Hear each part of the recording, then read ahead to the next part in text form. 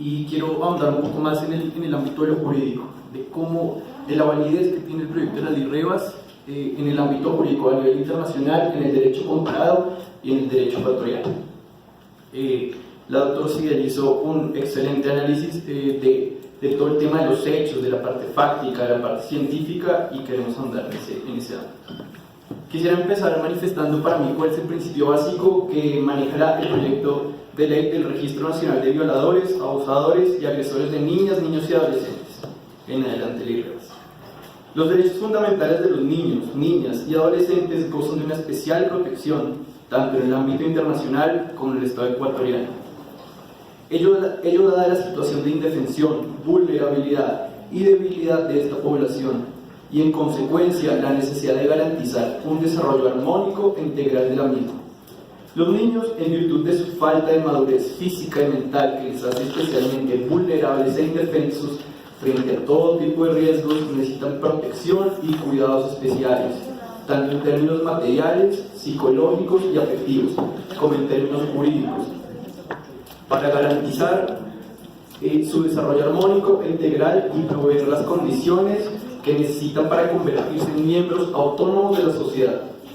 Esta norma la tomé de la Convención sobre los Derechos del Niño y la Declaración de Naciones Unidas sobre los Derechos del Niño. En estos dos importantes tratados internacionales se exige la obligación de prodigar una especial protección a aquellos grupos sociales cuya debilidad es manifiesta, en especial el grupo de los niños, el cual es prevalente incluso en relación a otros grupos sociales.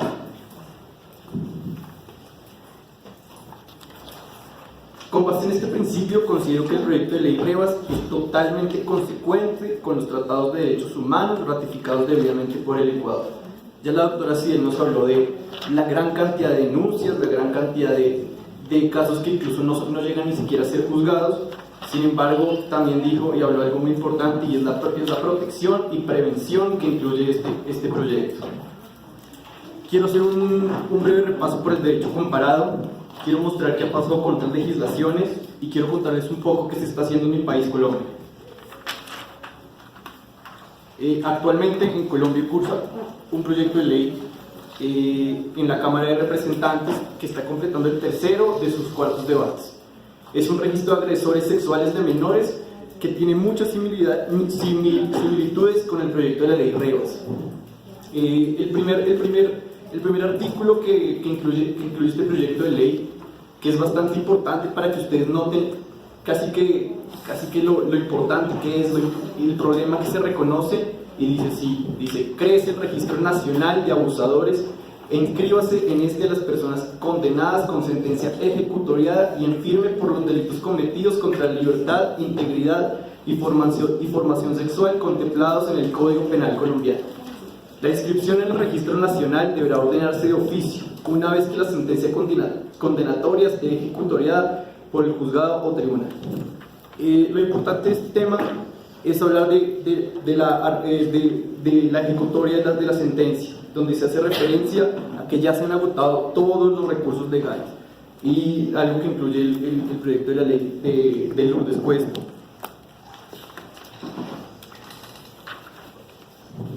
Una de las grandes preocupaciones, y lo dijo la doctora Sigal, es que si la existencia de un registro de abusadores sexuales pudiese violar derechos fundamentales de la persona, como la dignidad humana, el derecho a un trabajo digno, el habeas data y el derecho a la intimidad, o resulte en una discriminación. En primer lugar, de acuerdo a la lectura al proyecto de ley de la asambleísta Cuesta, el registro no es público, a diferencia del registro de ofensores sexuales estadounidense, al que nos referiremos más adelante. Contiene información verídica, porque ya es una sentencia en firme la que contiene ella. Y finalmente no impide acceder a un empleo, tal como sucede en el proyecto de la ley de la asambleísta Cuesta.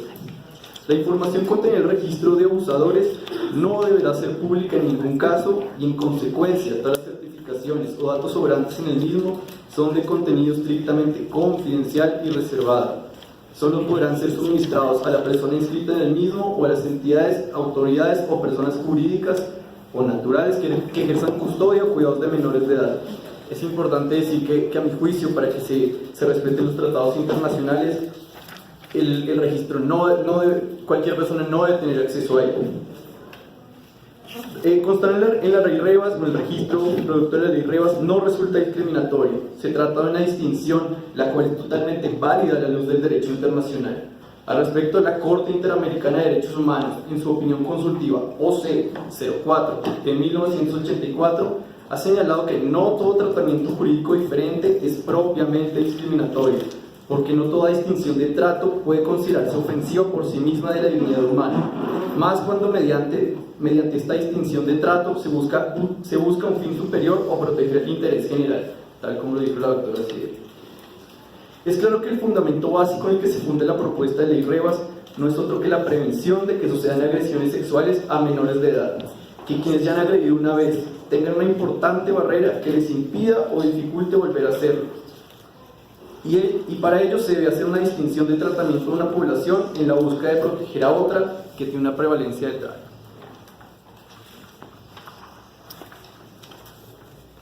El proyecto de ley Revas en Ecuador, el proyecto de ley del registro de abusadores en Colombia, el registro pedófilo chileno, el registro de violadores en El Salvador y el registro nacional de violadores y abusadores uruguayo, entre otras iniciativas en América Latina, son medidas con un mismo fin y con procedimientos similares, y su razón de ser no es otra que proteger a los menores, y si el Estado no puede cumplir con esto, a mi juicio, pone en tela de juicio su relevancia y casi que su necesidad. La ley Revas también es un desarrollo del principio de la prevalencia de los derechos de los menores.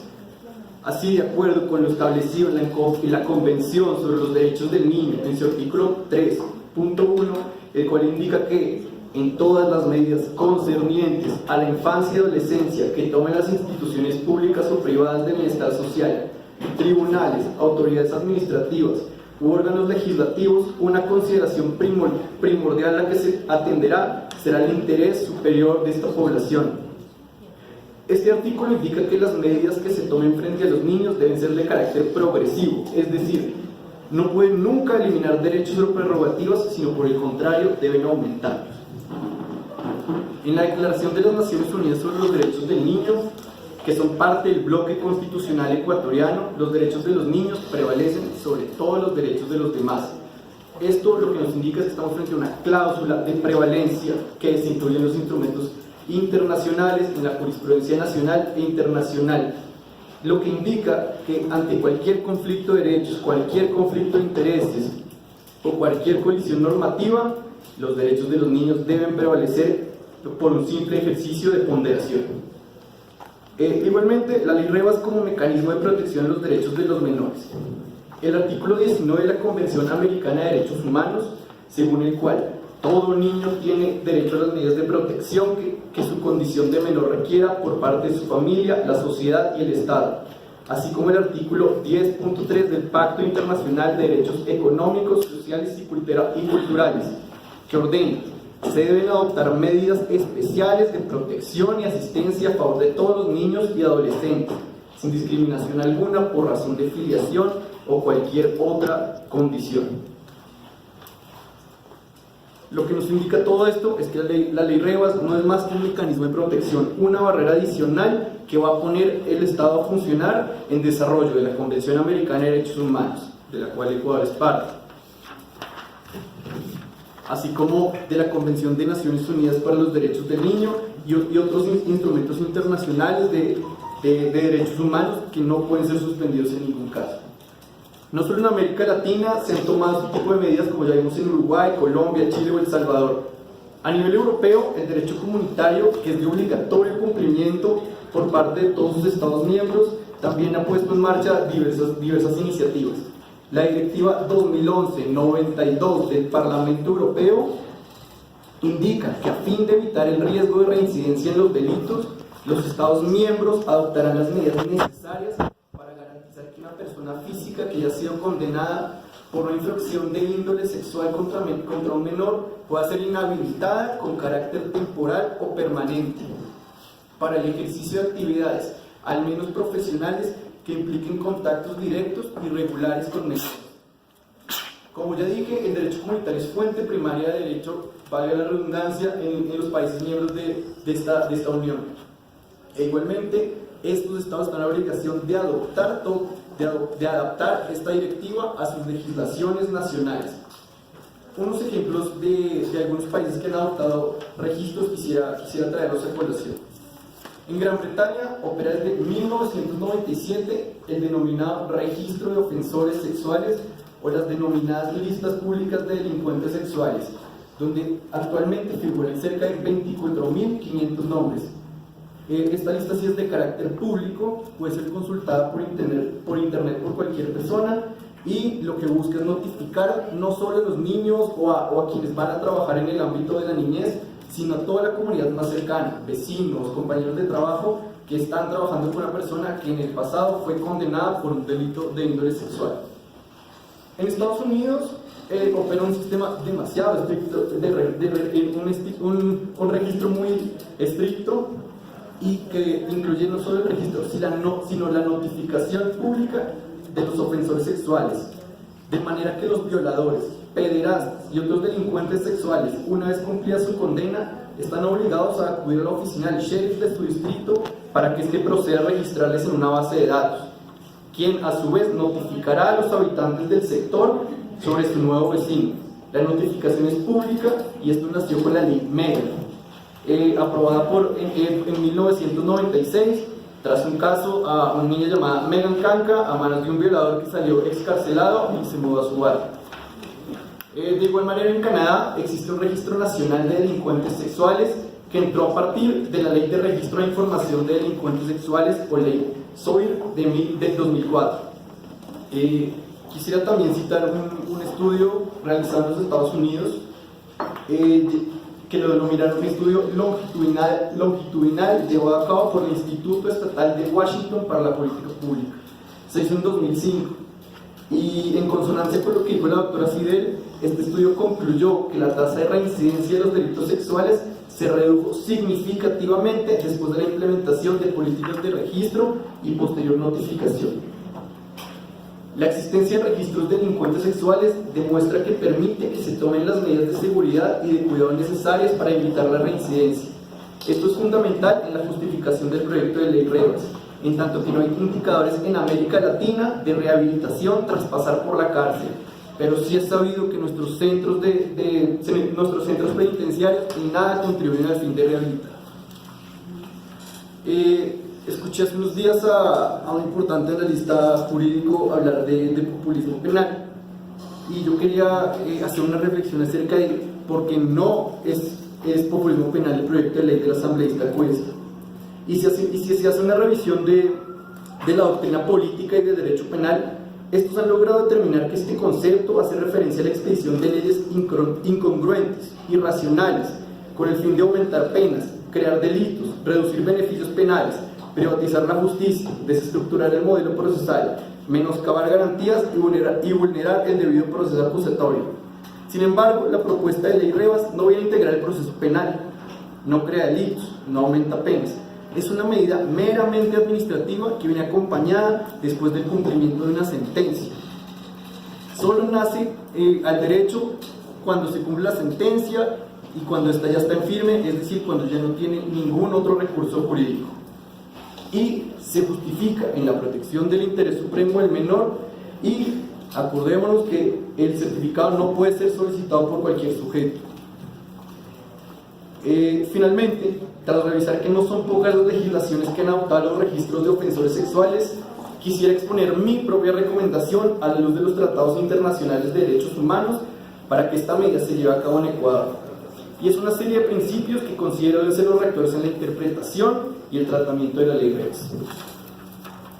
El primero es el de la dignidad humana. En razón a que las personas que sean objeto de inscripción en el Registro Nacional de Ofensores Sexuales de la ley Revas serán tratadas con respeto a su dignidad humana. En segundo lugar, incluir la prelación de los tratados internacionales. Prevalecerá lo establecido en los tratados y convenios internacionales ratificados por Ecuador que traten sobre derechos humanos y que estos mismos prohíban su limitación durante los estados de excepción.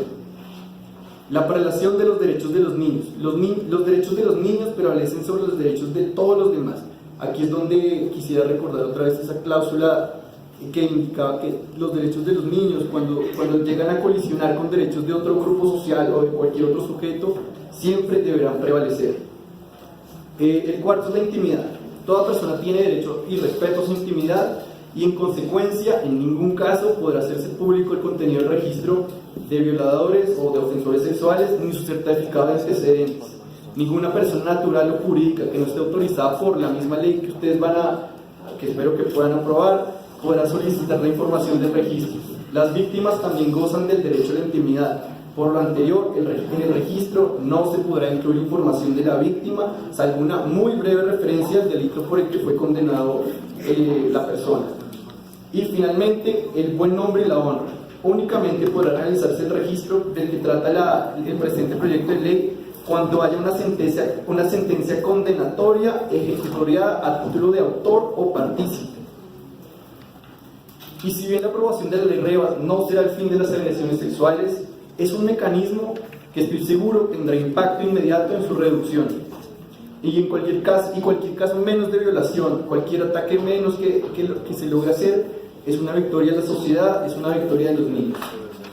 Y quisiera agradecerles también por su atención, por escucharme, y quisiera dar la bienvenida al proyecto de la ley Revas, de la asambleísta Cuesta, que solo busca proteger a los más vulnerables. Y ya, también quisiera, como dijo la doctora Cidel, invitarnos a seguir legislando sobre el tema. Esto debe ser parte de una solución integral para los terribles casos que han pasado en el Ecuador, que han pasado en Latinoamérica y que pasan en el mundo, solo que como en las democracias más avanzadas se les ha dado una mejor solución y un mejor fin. Muchas gracias.